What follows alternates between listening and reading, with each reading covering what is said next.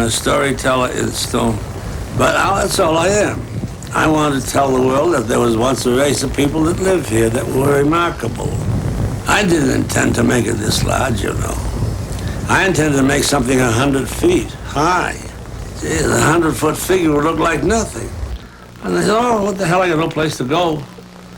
So I slept over there for 5 mornings, 5 nights. And I said, I'll carve the whole mountain.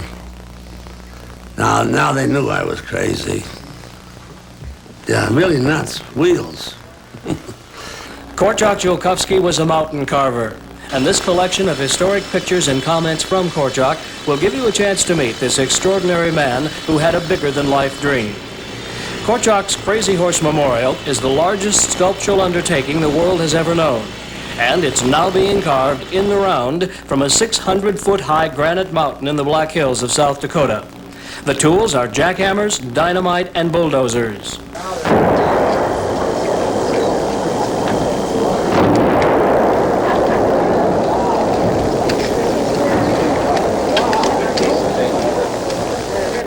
Millions of tons have been blasted off, blocking out the rough form of Crazy Horse, which one day will look just like Korczak's large-scale model. One of the most amazing things about Crazy Horse is that not one penny of federal or state money is involved. A strong believer in the free enterprise system, Korczak insisted Crazy Horse be financed by the interested public through an admission fee and contributions. The Crazy Horse dream was born when Sioux Indian chief Henry Standing Bear invited Korczak to the Black Hills to carve an Indian memorial. Standing Bear wrote, "My fellow chiefs and I would like the white man to know the red man has great heroes also." Well, you know, I've been an orphan since I was a year old. I was born in Boston, and I was brought up an Irish prize fighter. And I always told him when I was 16 I was going to beat, but I was just going to whip him, that's all. When I was 16 I couldn't quite do it, so I left him. I went to work on the waterfront. And I always said I wanted to do something worthwhile with my life. And I wanted to become a sculptor. Then one day when I was 13, I'd read about this man Borglum carving a mountain. Little thinking that about 16 years later I was going to be working as his assistant at Mount Rushmore. Then I got a letter from this old Indian I'd never met, Standing Bear. And he asked if I'd build a memorial to their people so the white people know that the red man had great heroes also. Well, having brought myself up and being American of Polish descent, I thought that was it wasn't too much to ask for. And I had no place to go, so I decided to dedicate my life doing this. It was newspaper stories about Korczak's marble portrait of Paderewski that prompted Standing Bear to write to Korczak. By popular vote, Paderewski won first prize for sculpture at the 1939 New York World's Fair. Korczak was a self-taught sculptor, and he carved the 1,200-pound portrait in just 5½ days. After he and Standing Bear picked out the 600-foot-high mountain in 1946, Korczak determined Crazy Horse would be much more than just a mountain carving. Well, Standing Bear just wanted the portrait, you know, of Crazy Horse on the mountain. But after working at Rushmore and seeing how people flocked there, well, it seemed that I was making a gimmick for just tourist money, and of course that's not my intention at all.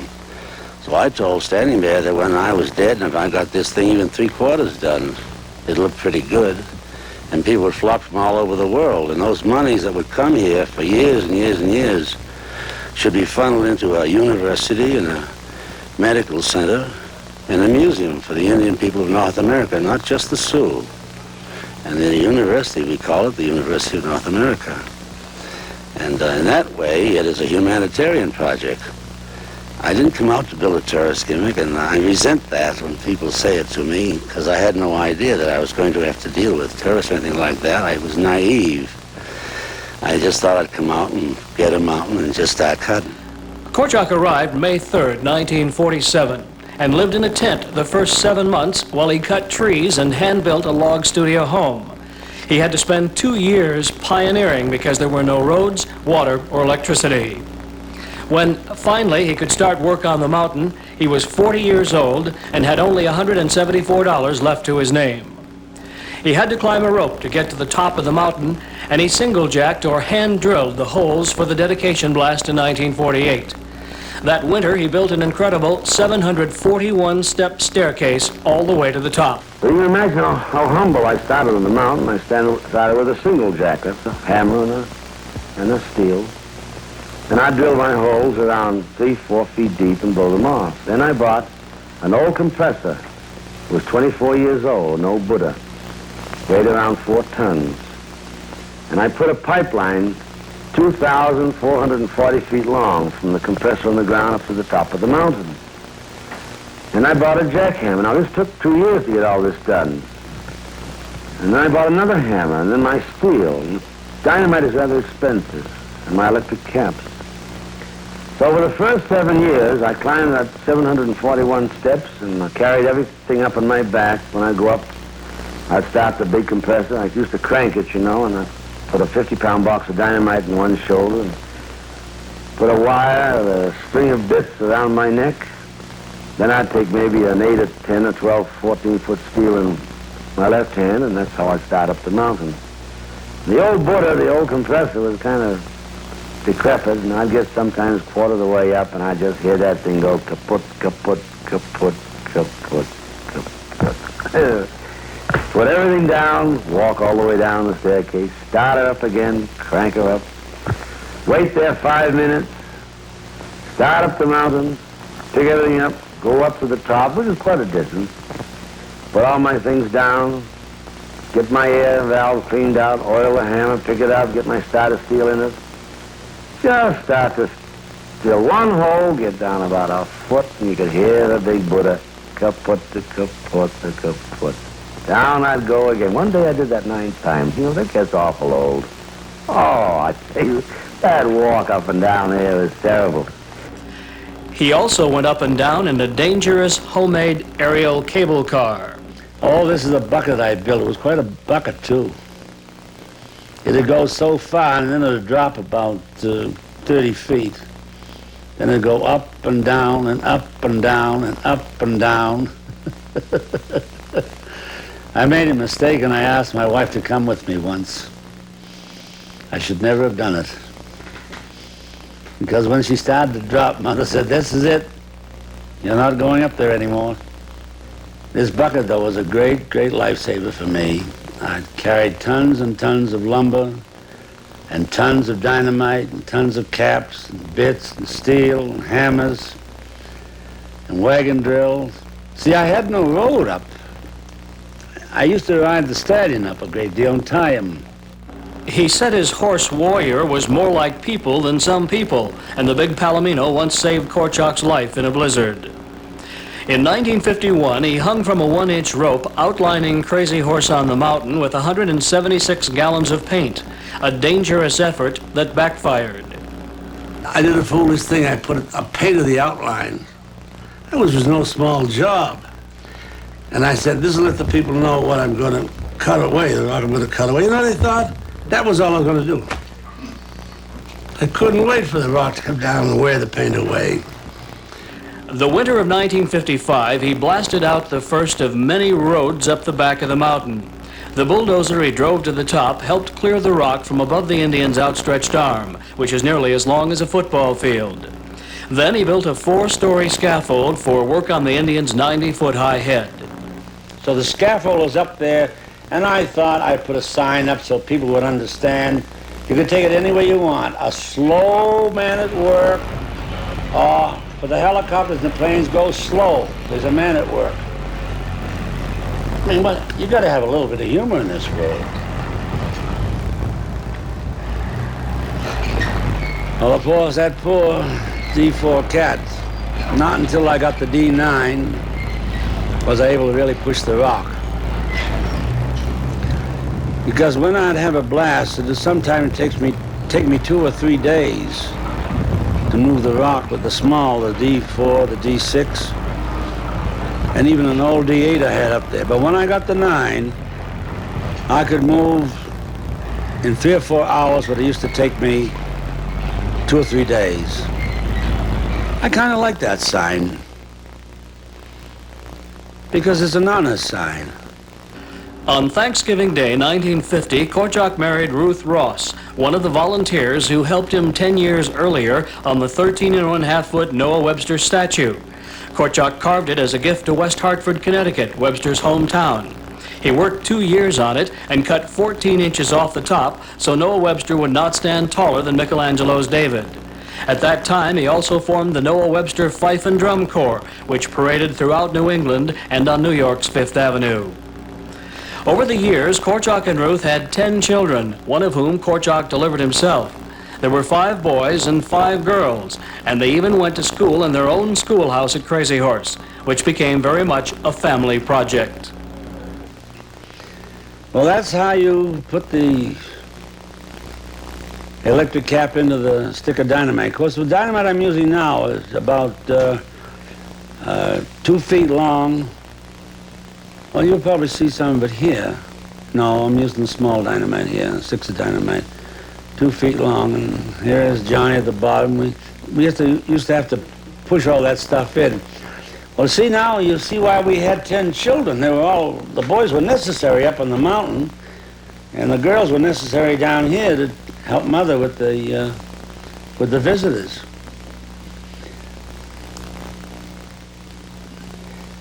That was rather hard work to keep on pounding that dynamite in.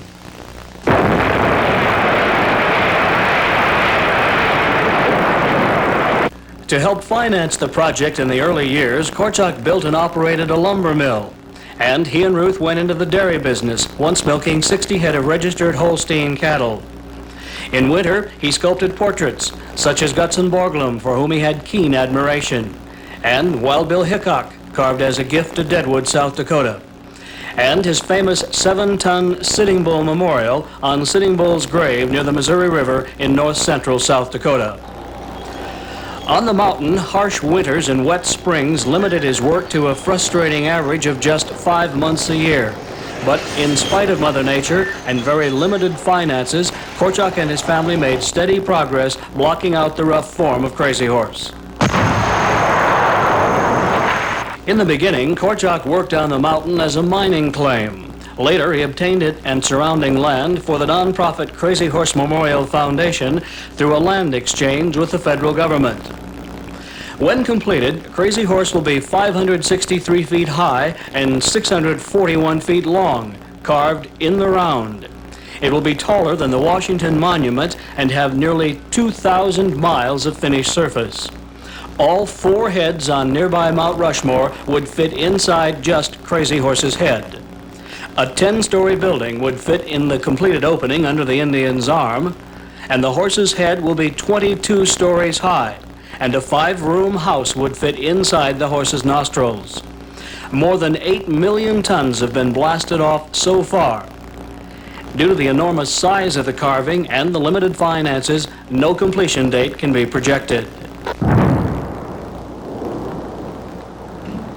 As the mountain changed, so did Korczak.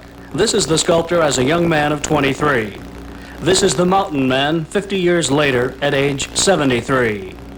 And as he and his mountain changed, so did the Crazy Horse Visitor Center. Year by year, it grew to more than 70 hand-built rooms, including in 1973 the beautiful Indian Museum of North America, which represents all tribes. A second, larger wing was added 10 years later. Korczak's original log studio home contains many of his wood and marble works, such as the 55-piece grandfather's clock he hand-cut at age 18, and his famous fighting stallions, carved freestanding from a single block of African mahogany. Outside, many of his marble portraits line the walkway to the visitor complex. Korczak never took a single lesson in art, sculpture, architecture, or engineering. He worked his way through technical school and never had an opportunity to go to college. At the entrance to the visitor center are Korczak's unusual Black Hills nature gates with 270 brass silhouettes of plants and animals native to the Black Hills. At the heart of the project is Crazy Horse, a symbol of the Native American. You know, there never was a portrait of Crazy Horse. When a white trader asked him, "Where are your lands?" he put over his horse's head and said, "My lands are where my dead lie buried. That's what I'm making there." And when they tried to take a picture of him, he said, "What, would you imprison my shadow too? You've taken everything else." I've asked some of the great poets, and the word crazy, the way the Indians use it, was like he was mad for the love of something, mad for the love of his people. And of course, the white man interpreted it as crazy. I mean, he was mad because he loved his people so much he didn't want things to change. Of course, the white man's aggressiveness and greed, even though the Treaty of 1868 meant an awful lot to the Indians, when they discovered gold 6 miles from here, that was broken. So he went out, I suppose you'd call it the warpath, to make the white man keep that treaty. And then from the time he was about 27 years of age, 26 years of age and 7, till the day he was murdered under a flag of truce down at Fort Robinson, he never let his people down. Never. He tried to uphold the dignity and the culture and the way of life of his people without looking for any aggrandizement for himself whatsoever. Holding steadfast to his free enterprise philosophy, Korczak twice rejected $10 million in potential federal funding, including an offer from a U.S. Secretary of the Interior who visited Crazy Horse. Well, he said, "I'll tell you what you do. You come to Washington, we sit down, we'll draw up an ironclad contract. And between the government, yourself, and the Secretary of the Interior, and the Crazy Horse Commission." I said, "An ironclad contract?" I said, "Mr. Secretary, tell me about those ironclad treaties you drew up with the Indians." Well, you know, he didn't get angry with me, thank heavens, because we are still good friends today. Some skeptics and doubters continued to question Korczak. One day, years and years ago, I went down to watch the blast down at the studio. This fellow said to me, "Mister, how do you know that Crazy Horse is in that mountain?" Well, I looked at him. I didn't quite believe him, but he was serious. And I said, "Well, I'll tell you what I do. Every morning up there, I drill about 8, 10, 16-foot holes. And then I fill them full of dynamite. And just as I pull up the plunger, I say, 'Crazy Horse, are you there?' And I push the plunger down, and he says, 'Mm.'" As the years passed, Korczak's great progress blocking out the rough form of Crazy Horse won him an army of grassroots supporters from across the nation. Yes, it's quite surprising. There were a lot of Doubting Thomas years ago who have now become very great friends, who thought I was crazy. Of course, I guess you do have to be a little bit crazy, don't you, to do a thing like this? Especially when you tell the government that you can keep that $10 million twice. Huh? If I hadn't worked on Mount Rushmore, and I'd been with Gutzon Borglum, who was a sculptor of Rushmore, even then I don't think I would have taken it, because I watched what he went through. They watched every penny he used. Do you realize that man carved that mountain for about $9,000 a year? And when he died, he didn't have a $10 bill, and he was abused. We want to stop that wild man from destroying our beautiful Black Hills. It didn't make any difference if it was George Washington, Abraham Lincoln, or Teddy Roosevelt. It didn't make a bit of difference. But Gutzon Borglum taught me a lot, to not take government money. This is how Crazy Horse will look when it's completed. Korczak was convinced the government would neither finish the mountain carving, as it failed to finish Mount Rushmore, nor carry out the humanitarian goals, the whole purpose of the Crazy Horse dream. It's a strange thing. A lot of people like the spectacular, the sensationalism of the size of the mountain. And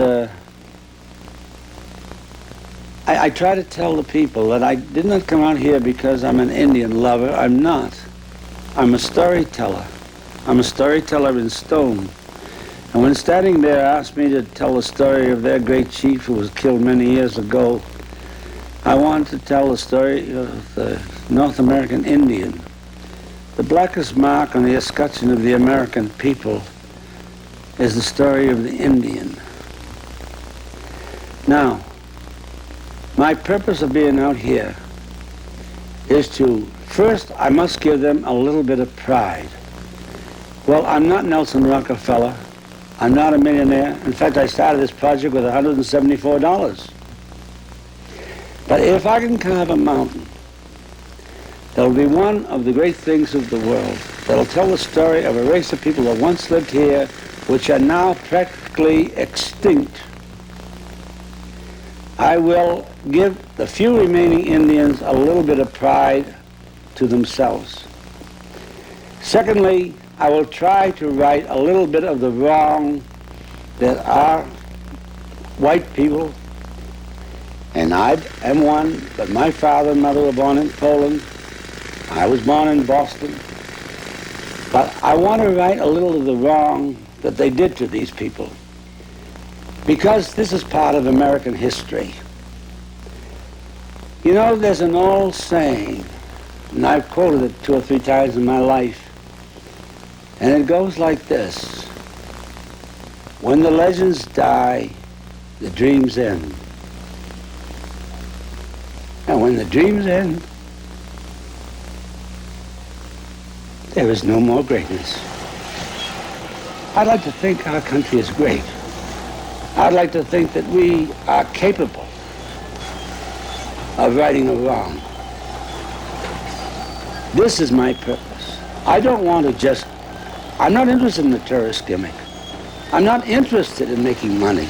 I could stay in New York, I could have stayed in Boston, and I could have been very wealthy. But I chose to come out here, to live in a tent, to do it the hard way. I didn't realize that Indians were despised out here. But they want me to carve this mountain. Even the people who are against Indians want me to carve it. Of course, they are only interested in one side of it. I'm interested in the side to right the wrong, the little bit that I can, to let the world know that once upon a time a race of people lived here, because 100 years from now there will be none of them left. My whole dream and desire is to carry out the purpose of people like Phidias, people like Michelangelo, people like Leonardo, people like Rodin, people like Gutzon Borglum, to tell the story so that the world who runs may read. It's not a personal thing. You know, I'm building a tomb at the bottom of the mountain, about 2,000 feet this side of the mountain. And I've written my own epitaph. And it says, Korczak, storyteller in stone. May his remains be unknown.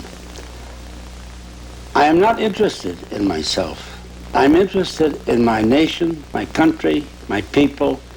I'm interested in those Indians who have many, many gifts to give. I believe we have seen these Indians. We have seen these people. We have other races in this country who are also great.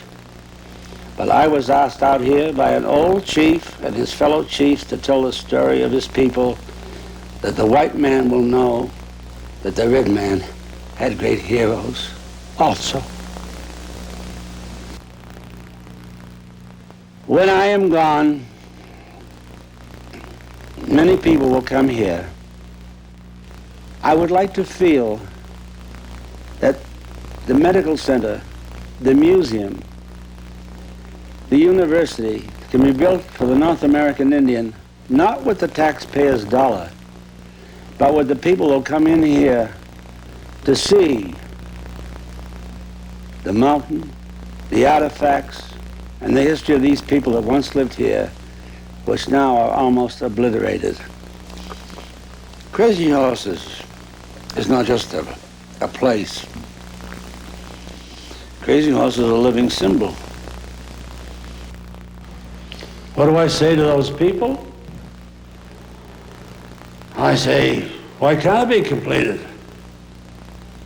It took Notre Dame in Paris 600 years to be built, and it isn't built yet. Took 300,000 slaves 20 years in order to build one pyramid, and you could put 5 pyramids in this mountain. What you got to have, I guess, a couple more dreamers like me that'll come along and say, well, why not finish it? In the olden days, you know, you take the statue of the Condottieri in St. Mark's Square. That was made by 3 sculptors, Lombardi, Verrocchio, and Ghirlandaio. It's not wrong for another sculptor to come along and finish a person's work, or a good engineer. Maybe it'll take 100 years. What difference does it make? Isn't time relative? 1 minute, 1 hour, 1 year? Korczak battled the mountain nearly 36 years until his death in October 1982 at the age of 74. He realized at the outset the project was much bigger than any one man's lifetime. So he and his wife Ruth prepared 3 books of detailed plans and measurements with which to complete the mountain carving. She and their large family are using those plans to continue Korczak's work. They and the non-profit Crazy Horse Memorial Foundation and many others are dedicated to the realization of the Crazy Horse dream. His family has the benefit of having been well trained by Korczak, who always was a teacher as well as a careful planner for the future, as Mrs. Yulkowski explains. And he left everything laid out.